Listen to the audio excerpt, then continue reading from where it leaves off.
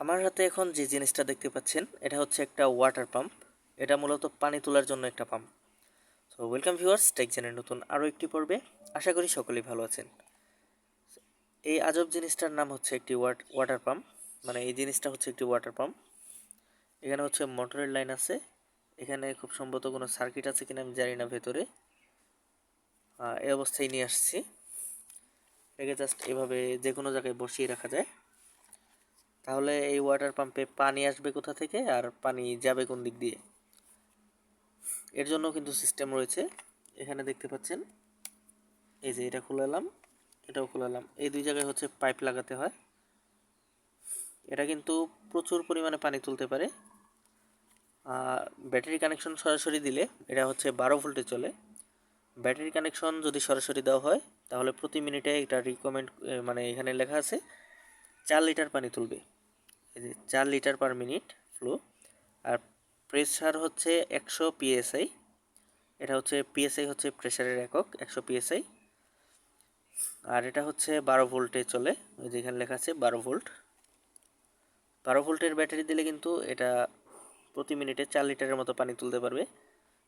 একটু কম বেশি হতে পারে, কারণ দেখা গেছে একটু নিচে থেকে পানি তুললে একটু কম হবে, উপরের থেকে তুললে একটু বেশি হবে, মানে অল্প জায়গায় তুললে।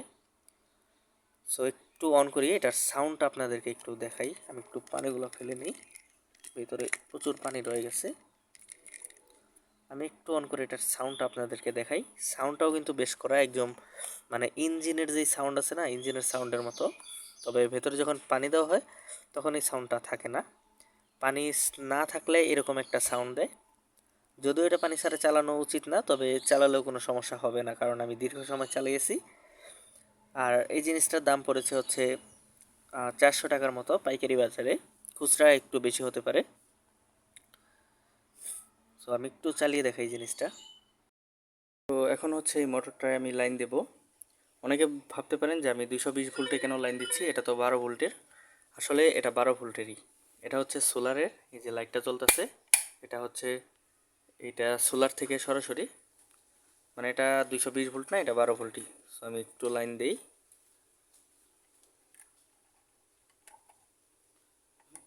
মানে একটু আমার ব্যাটারিটা দূরে, তো এই যে সাউন্ডটা, সেই সাউন্ড, এই যে ব্যাটারিটা আমার একটু দূরে, তো যার জন্য লাইটের এত পরিমাণে পাওয়ার টানছে।